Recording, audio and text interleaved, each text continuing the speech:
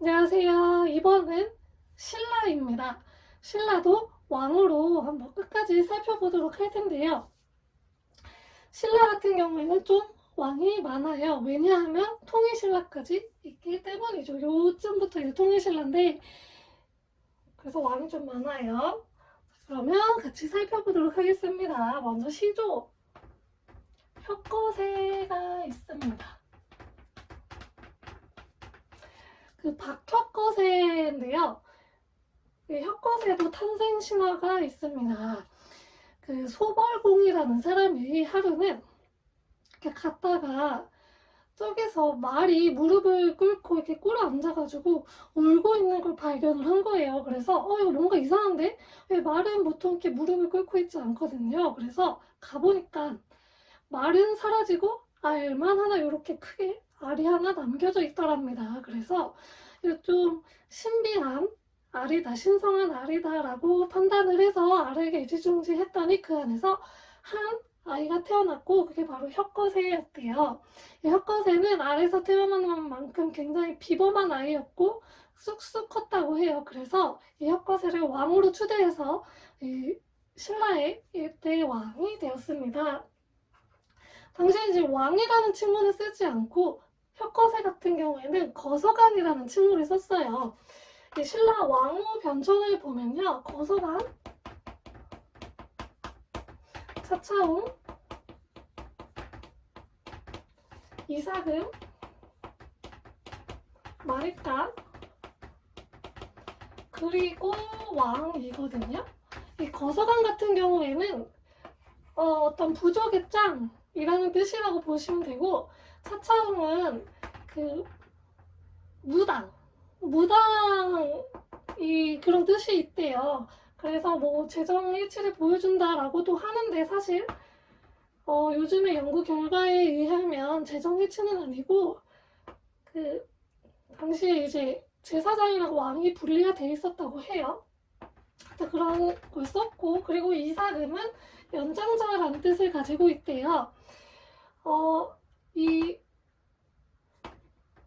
차차홍이라는 칭호를 쓴 거는 남해왕 때가 유일하거든요. 근데 이때 이제 왕위를 물려줘야 되는데 그 초반에는 이제 무조건 아들한테 물려주지 않았어요. 그래서 좀 더 왕위에 적합한 사람에게 왕을 물려주는데 당시에 탈해하고 유리가 있었던 거죠. 이 고구려의 유리하고는 다른 사람이에요. 그래서 이 둘 중에 하나에게 물려줘야 되는데 누구에게 물려줄까 하다가 떡에다가 이렇게 이를 찍어가지고 이가 더 많은 사람에게 물려주자 해서 그게 이렇게 나이가 더 많은 걸 상징을 했대요. 그래서 당시에 이제 유리가 더 많았다고 해요. 그래서 유리가 왕위에 올랐고 연장자라는 뜻을 가진 이사금 이라는 칭호를 이제 사용을 하게 되었다고 합니다. 그 이후에 뇌물 마립간한테 가가지고는 마립간이라는 호칭을 썼는데 이거처럼 이제 부족 중에 짱이기는 한데 좀 더 커진 부족의 짱이라고 합니다.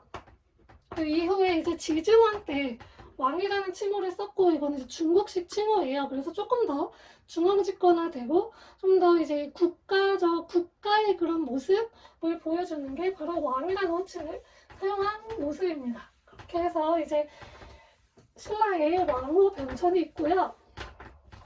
그래서 혁거세는 거서관이라는 칭호를 사용을 했고요. 그리고 이후에 이제 아까 얘기했던 유리 이사금이 있고요. 이 유리 이사금 같은 경우에는 당시 신라도 마찬가지로 다른 국가하고 마찬가지로 이렇게 부족들이 연합했던 연맹왕국의 그런 형태를 가지고 있었어요. 그래서 신라는 육촌이 있었거든요. 이 육촌을 행정적인 성격의 육부로 바꾸면서 조금 더 이제 중앙집권 국가, 그런 고대 국가의 모습을 좀 더 갖춰 나가기 시작을 했습니다. 그리고 나서 신라 초기에 신라의 기틀을 잡았던 왕이 한 명 등장을 합니다. 뇌물 마립간인데요.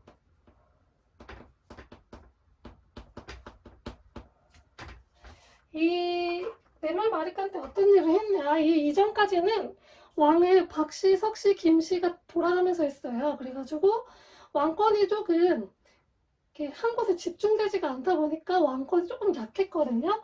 이 내말마리칸 때는 김씨가 왕위를 세습하고 왕위 세습을 확립을 했고요. 그리고 이때부터 마립간이라는 칭호를 사용했습니다. 그리고 이때 무슨 일이 있었냐 하면 고구려 때 얘기를 안 했는데요. 당시 신라에 이제 백제 외 가야의 연합군이 쳐들어와요. 이때 신라가 고구려에게, 당시 광개토 대왕이었는데 고구려에게 도움을 요청을 했고 고구려가 이때 도와줘요. 그래서 이제 고구려의 내정 간섭을 받게 되었습니다. 이거를 보여주는 유물이 하나 있는데 바로 이게 호우명 그릇이라는 그릇이에요. 거기에 밑에 글자가 써져 있는데 국광산 광개토대왕 이런 글자가 써져 있어가지고 요때의 이 교류를 보여주는 대표적인 그릇이라고 합니다. 그리고 이후에 이제 눌제 마리칸테 가서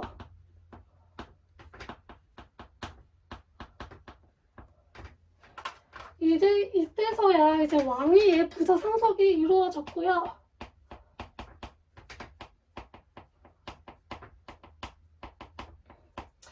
그 고구려의 남하에 대비해서 백제하고 동맹도 맺었습니다. 당시 백제는 비왕이었습니다. 자, 그리고 나서 이제 신라가 성장을 하죠. 이 과정에 어떤 왕들이 있었냐 하면 지증왕이 있습니다. 지증왕 때에 이르러서 비로소 신라라는 국가가 형성이 돼요. 당시에 이 전에는 신라가 국호를 계속 신라로만 쓰지 않고 뭐 사로국 막 이런 식으로 여러 가지를 혼용해서 썼는데 이때 이제 신라라는 국호를 딱 정해서 신라라고 이제 쓰기 시작을 했고 아까 말씀드렸듯이 호칭을 왕으로 쓰기 시작하였습니다. 이 지증왕 같은 경우에는 정변을 통해서 왕위에 올랐다라고 지금 현재 추측을 하고 있는데요. 왜냐하면 지증왕은 원래 갈문왕이라는 위치에 있었거든요. 이 갈문왕이 뭐냐 하면 왕족 중에서 왕위 계승 서열에서 밀려나 있는 사람한테 주던 칭호예요. 그러니까 지증왕은 원래 왕위 계승 서열에 있는 사람이 아니었던 거죠. 근데 왕위에 올랐어요. 그래가지고 이거는 뭔가 정변이 있지 않았을까 추측도 하고 그리고 지증왕이 되게 늦은 나이에 왕이 돼요. 거의 60 정도에 이제 왕이 되는데 즉위식을 3년 동안 가지지 않았다고 해요. 그래서 아마 그 사이에 뭔가 이제 그 정변 이후에 그 사태를 수습하는 시간이 있지 않았을까. 그래서 3년 동안 즉위식을 가지지 않고 좀 있지 않았을까 하고 추측도 하십니다. 그래서 이거는 제 개인적인 추측인데 그렇게 정변을 통해서 왕이 됐으니까 좀 왕권을 더 강화하고 해야 될 필요가 있지 않았을까요? 그래서 이렇게 신라라고 국호도 확정 짓고 그리고 왕이라는 칭호도 이때부터 사용하지 않았을까 싶습니다. 그리고 지증왕 때에는 유명한 게 하나 있는데요. 바로 우상국을 복속을 하죠. 그래서 당시 이제 독도가 같이 있었는데 그것까지 같이 포섭을 했다고 해요. 이때 활약했던 사람이 이사보라는 사람이고 당시 이사보가 어떻게 했냐면 당시 그 우상국 사람들이 굉장히 포악했대요. 그래서 이 사람들을 항복을 시키려면 똑같이 포악하게 해야 된다라고 판단을 해서 나무로 만든 사자를 만들었어요. 그래가지고 배에다가 실어서 내리지는 않고 좀 이렇게 멀리 떨어져가지고 너네 항복 안 하면 이 사자들 다 풀어버릴 거야 라고 협박을 했대요. 근데 당시에 멀리서 보니까 진짜 사자처럼 보였나 봐요. 그래서 우상국 사람들이 항복을 했다고 합니다. 그렇게 해서 우상국을 복속을 시켰고 또 지증왕 때 주군현을 설치를 해요. 이 지방행정제도를 정비한 건데 지금 뭐 경기도 수원시, 권성구 이런 것처럼 이런 지방행정제도 정비를 지중왕 때 한 거예요. 그 전에는 그게 제대로 정비가 안 됐었다는 거죠. 그래서 지중왕 때 이렇게 정비를 해서 좀 더 나라의 모습을 조금 더 갖춰 나간 거죠. 그래서 이때부터 이제 본격적으로 약간 중앙집권 국가의 모습을 보이기 시작을 합니다. 그리고 나서 지중왕 이후에 버풍왕 때 이르러서 조금 더 강한 신라의 모습을 보여주는데요. 이 버풍왕 하면 가장 중요한 게 불교의 봉인이죠. 당시에 불교 봉인할 때 그 귀족들의 반대가 어마어마했다고 해요. 왜냐하면 귀족들은 자기 나름의 그런 토착 신앙을 가지고 있었고 그 토착 신앙에 자기가 제사장 역할을 하면서 권력을 유지하고 있었는데 불교를 나라에서 아예 공식적인 국교로 인정을 해버리면 그 토착 신앙들이 그냥 다 없어지게 되는 거잖아요. 그러면 자기가 권력 기반으로 삼고 있던 게 없어지면서 귀족들의 권력이 완전 무너지게 되죠. 그렇기 때문에 굉장히 반대를 많이 했고 불교는 또 왕즉불사상이라고 해서 왕이 즉 부처다 해서 왕의 왕권을 완전히 이렇게 올려놓거든요. 근데 귀족들은 이 왕권을 좀 제한해야 되는 입장에 있었기 때문에 이 불교를 반대를 많이 했대요. 그래서 당시에 이차돈이라는 사람이 희생을 해가지고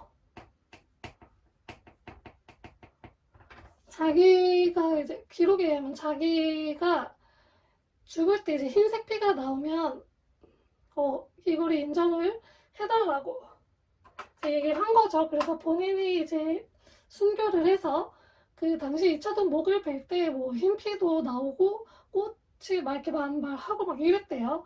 그래가지고 귀족들이 그걸 보고 이제 불교를 받아들였다라고 하는 이야기가 있죠. 그 기록을 보면 당시에 이제 귀족들이 얼마나 불교를 싫어했냐가 나오는데 스님들이 이상한 머리도 빡빡 깎고 이상한 옷 입고 다닌다 막 이런 식으로 불교를 막 욕하거든요. 그런 식으로 굉장히 반대가 많았었다고 합니다. 버풍왕 때에는 연어도 사용을 해요. 고구려어 때 이야기했지만 연어는 황제만 사용할 수 있었던 건데 버풍왕 때 연어를 사용했다는 거는 그만큼 왕권이 강력했다는 증거이고요. 그 버풍왕 때 상대등이라는 걸 설치를 해요. 이게 왜 중요하냐면 당시에는 왕권이 사실 지중왕 때도 왕권이 막 그렇게 강하지는 않아서 어떠한 일을 처리를 할 때 왕이 단독으로 명령을 내리지를 못하고 귀족들하고 같이 상의를 해서 이렇게 회의를 해서 거기서 나온 이야기로 이제 정책이 만들어졌던 건데 버풍왕 때에 이르러서는 이제 그거를 없애버린 거예요. 그래서 귀족들끼리 회의를 해요. 그리고 귀족 대표인 상대등을 만들어서 왕 대신에 상대등을 거기에 앉혀요. 그래서 자기들끼리 이제 회의를 하게 만들고 왕은 그 내용을 받아들고 그거를 허락해줄지 말지를 결정하는 거예요. 그래서 왕이 단독으로 명령을 내릴 수 있게 만들었던 거죠. 상대등이라는 걸 만들어서. 그래서 이 상대등은 왕권을 강화시키는데 굉장히 큰 역할을 했던 겁니다. 버풍왕 때에는 이 상대등 설치도 굉장히 중요하고 그리고 또 하나 중요한 게 뭐냐 하면 율령을 반포했다는 건데요. 율령은 법을 반포했다는 거죠. 그래서 당시에 뭐 공복도 제정을 하고 관료들의 서열도 정하고 관료들 그 서열마다 입을 수 있는 옷의 색깔도 정했다는 거예요. 그래서 이 관료들을 통제함으로써 왕권을 더욱더 강화시켰고 그리고 법을 만들어서 이 사회를 하나로 통합하는 역할도 했다고 합니다. 그리고 나서 이제 지중왕과 버풍왕이 발판을 잘 마련을 해줘서 신라의 전성기였던 진흥왕이 등장을 하게 되죠. 이 진흥왕 때에는 최대의 영토를 가져가게 됩니다.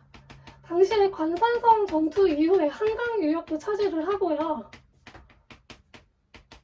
그리고 위쪽으로 막 올라가요. 그래서 굉장히 넓은 영토를 차지해서 그 영토를 차지한 지역에 순수비라는 것을 설치를 해요. 순수라는 것은 직접 가서 돌아보았다라는 뜻이고, 이 순수비를 설치를 해서 거기까지 이제 그 왕의 권력에 미치게끔 하였습니다. 그리고 진흥왕은 이제 불교를 굉장히 이용을 많이 했는데요. 당시 전륜성왕이라는 것을 이용을 하는데, 당시에 인도가 불교의 시발점이 된 그런 국가잖아요. 거기에 아소카 왕이라는 왕이 있었어요. 마우리아 왕조의 왕인데, 이 아소카 왕하고 자기가 이제 연결돼 있다. 그러니까 아소카 왕이, 그러니까 진짜인지는 몰라요. 그냥 신화이기 때문에 아소카 왕이 그 불상을 만들려고 재료를 물에다가 이렇게 띄웠대요. 그래서 누군가는 만들려고 바다에다가 띄워서 보냈는데, 그걸 받은 사람이 진흥왕이다. 그래서 내가 그거를 받아가지고 황룡사를 지었다는 거예요. 그래서 자기가 되게 대단한 왕이다라는 거죠. 이런 것들을 이용해서 이제 왕권 강화에 이용을 했던 거예요. 그런 식으로 이제 이용을 했고, 진흥왕 때에 이르러서는 가야에서 대가야라는 곳이 있는데, 이 대가야까지 정복을 하면서 가야는 완전히 역사 속으로 사라지게 되었습니다. 이 진흥왕 다음에 진평왕이라는 왕이 등장을 해요. 그 사이에 왕이 더 있기는 해요. 이 진평왕은 화백회의에서 귀족들의 추대로 왕이 되었거든요. 그렇기 때문에 왕권이 좀 많이 약했죠. 왜냐면 귀족들이 이렇게 해가지고 왕이 된 거니까, 귀족들의 힘이 강했기 때문에 귀족들의 힘을 또 억누를 필요가 있어서 이때 무엇을 만드냐 하면 성골이라는 개념을 만들어요. 이 당시, 이 전에도 그 골품제가 있긴 있었지만 성골과 진골을 구분하지는 않았거든요. 근데 당시에 이제 진평왕이 성골이라는 개념을 아예 만들어버려가지고 이 귀족들하고 왕족을 아예 다 구분을 시켜가지고 왕권을 더 강화시켜요. 근데 이 성골이라는 개념을 만들어버리니까 이 후사가 없는 거예요. 그래서 이때 이제 처음으로 여자 왕이 등장을 해요. 성골 중에서 왕이 될 수 있는 사람이 이 사람밖에 없었거든요. 그래서 선덕여 왕이 이때 등장을 하는데,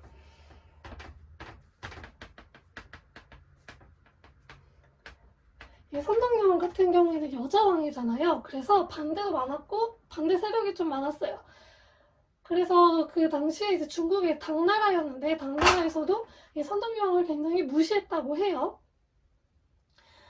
그래서 약간 조금 그래프가 내려갔죠. 왕권이 좀 내려갔기 때문에 그렇고, 그래서 선덕여 왕은 불교를 이용해서 이제 왕권을 강화하기 위해서 이제 일을 하는데, 왜냐면 불교는 평등을 이야기하잖아요. 남녀 구분 없이.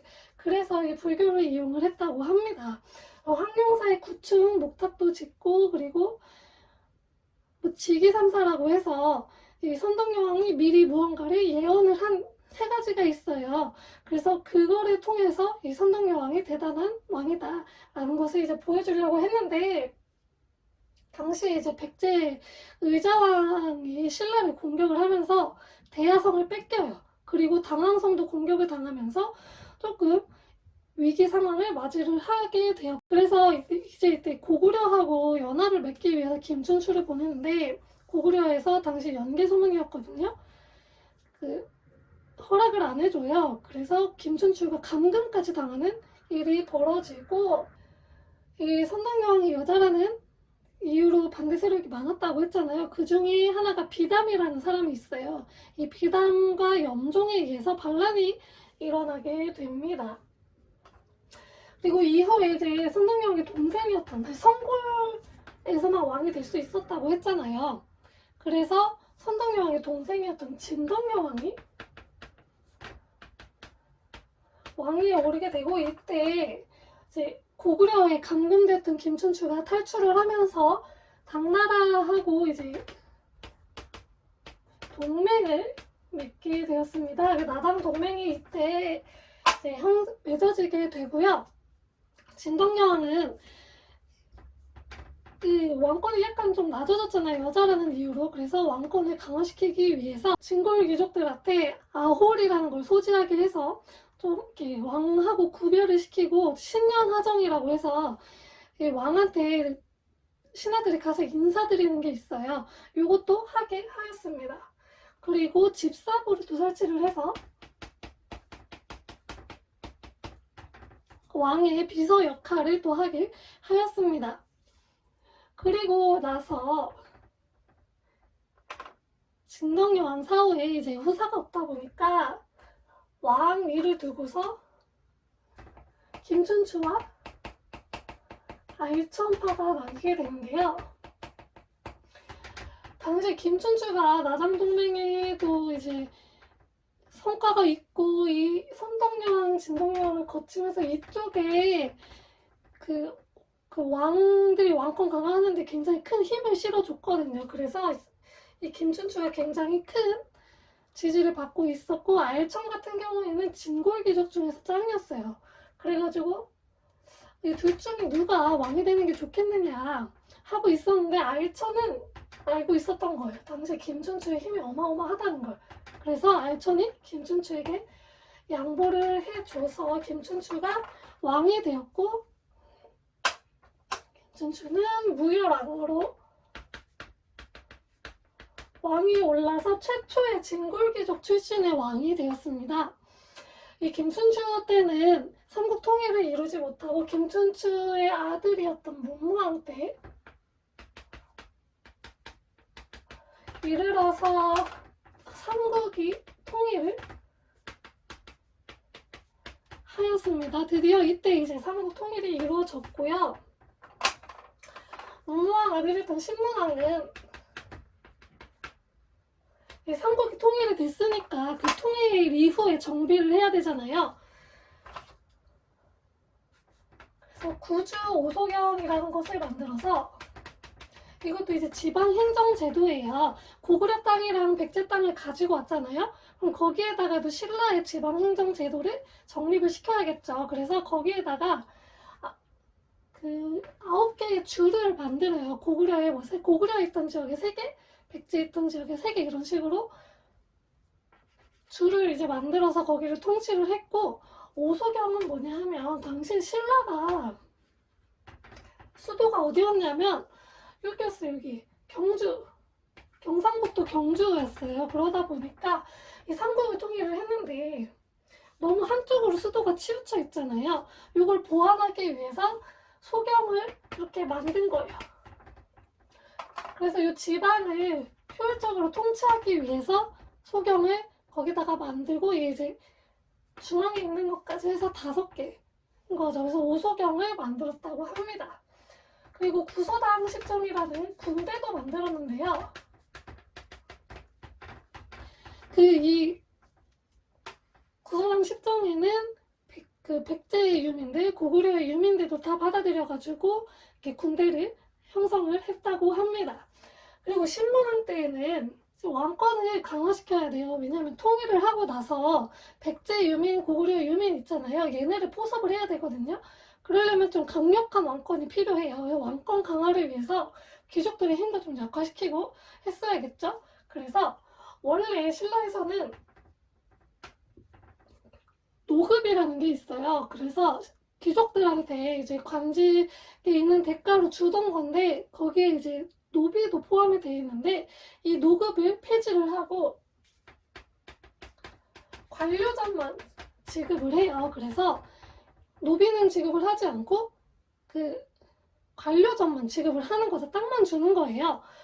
그런 식으로 이제 그 왕이 귀족을 통제를 했고 그리고 국학이라는 공교육 기관을 하나 만들어서 왕에게 충성하는 신하를 이제 만들려고 했던 거죠. 하지만 뭐 그렇게 성과가 좋지는 않았어요. 왜냐면 신라는 골품제도라는 게 있었기 때문에 그 골품제 때문에 어쩔 수 없이 관직에 나아가는데 한계가 있어서 크게 성공은 하지는 못했다고 합니다. 그 이후에 성덕왕 때 이제 정전을 지급을 하면서, 정전이 뭐냐면 일반 백성들한테 소유권을 준 거예요. 그 땅에 대한 소유권을 준 게 정전이거든요. 그러면서 조금 이제 백성들을 안전을 시키려고 했는데, 당시 신라는 귀족들의 힘이 조금 셌어요. 그러다 보니까 경덕왕 때 결국 노급이 부활을 합니다.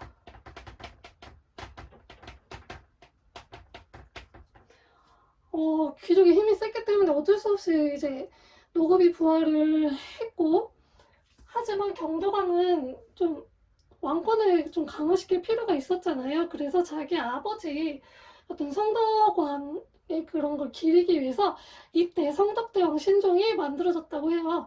에밀레종이라고도 불리는데 그 성덕대왕 신종이 경덕왕 때 만들어졌습니다. 그런데 귀족의 힘이 좀 강했다고 했잖아요. 그러다 보니까 해공왕 때에 이르러서 이 해공왕이 좀 어린 나이에 왕이 됐어요. 그러다 보니까 이제 귀족들 사이에서 권력 다툼이 일어나게 되었고, 그게 96각간의 날이거든요. 진짜 96개의 그런 귀족들이 이렇게 권력을 했는지 모르겠지만 그 정도로 많은 수의 귀족들이 권력 다툼에 뛰어들었다고 해서 96각간의 난이라고 하고요. 이후에 이제 왕권은 서서히 내려가고 있었는데, 원성왕이라는 왕이 이 귀족들의 힘을 한번 누르려고 시도를 해요. 그래서 독서 3품가라는 걸 실시를 하는데, 아까 이 국학이 별로 소용이 없었다고 했잖아요. 그래서 이 국학을 좀 활성화시키기 위해서 독서 3품가라는 걸 실시를 했는데, 관직에 나아가기 위해서 시험을 보는 거예요. 그런데 당시 골품제가 너무 강해가지고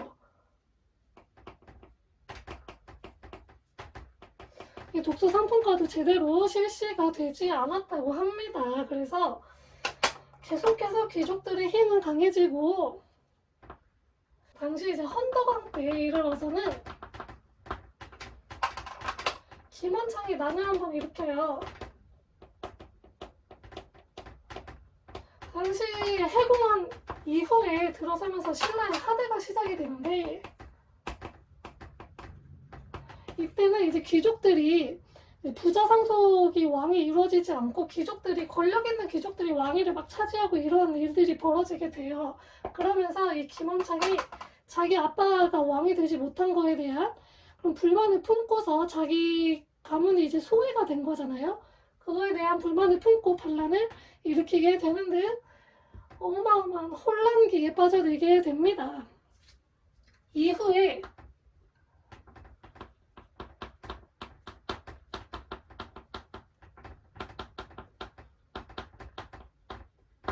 희광왕, 민해왕, 신무왕 때에 이르러서는 서로가 서로를 죽이면서 왕위에 오르게 되고요. 이 신무왕 같은 경우에는 장보고의 도움을 받아서 왕이 되거든요. 그래서 처음에 이제 왕이 될 때 장보고한테 약속을 해요. 자기 아들하고 장보고의 딸하고 결혼을 시켜주겠다. 그런데 귀족들이 반대를 해서 장보고의 딸하고 신무왕의 왕이었던 문성왕하고 결혼을 못해요. 그래서 문성왕 때 장보고가 반란을 일으키게 되는데, 이 장보고의 반란이 제압을 당하면서 청해진이 폐지가 되었습니다. 그런 식으로 이제 굉장히 혼란스러운 와중에 진성여왕 때 이르러서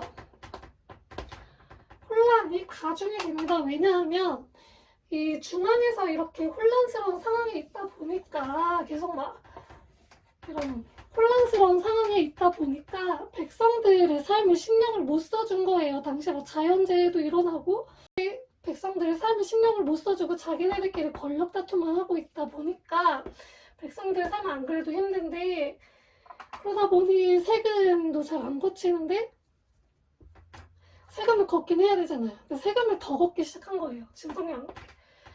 그래서 그거에 반대하는 반란이 여러 개가 일어나게 되고, 뭐 적부적에 난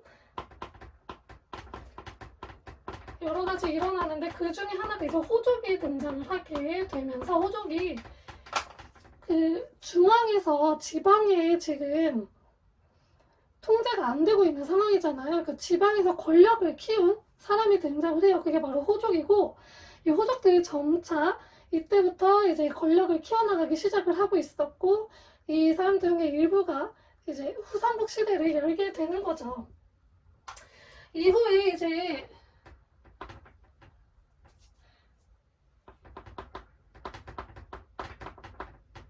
경혜왕 때 이르러서는 당시 이제 호족들이 성장을 해서 후백제, 후고구려 등을 만들게 되었고 후고구려는 나중에 고려로 바뀌게 되었어요. 그래서 이때 이제 후삼국 시대가 시작이 됐었는데 이 경혜왕 같은 경우에는 이 고려하고 연합을 맺고 있었던 상황이었어요. 그 경혜왕이 고려한테 이제 도와달라고 한 거죠. 근데 당시 후백제가 포석정에 있던 경혜왕을 포석정에서 경혜왕이 원래는 뭐 놀고 있었다라고 하는데 적군이 쳐들어왔는데 놀고 있었을 리는 없고 아마 제사를 지내고 있지 않았을까라고 추측을 해요. 포석정에 이제 경혜왕이 있었는데 그 후백제가 포석정에 찾아가서 경혜왕에게 자결을 시킵니다. 근데 이제 경혜왕이 고려한테 도움을 요청을 했으나 경혜왕은 결국에 자결을 당하게 되고 이후에 이제 경순왕 때 이르러서 신라의 마지막 왕이에요. 경순왕 때 결국에는 고려에 항복을 하게 되고 고려에 귀국을 하게 되면서 신라는 완전히 끝나게 되었습니다. 자, 여기까지 신라의 큰 흐름을 살펴보았습니다. 감사합니다.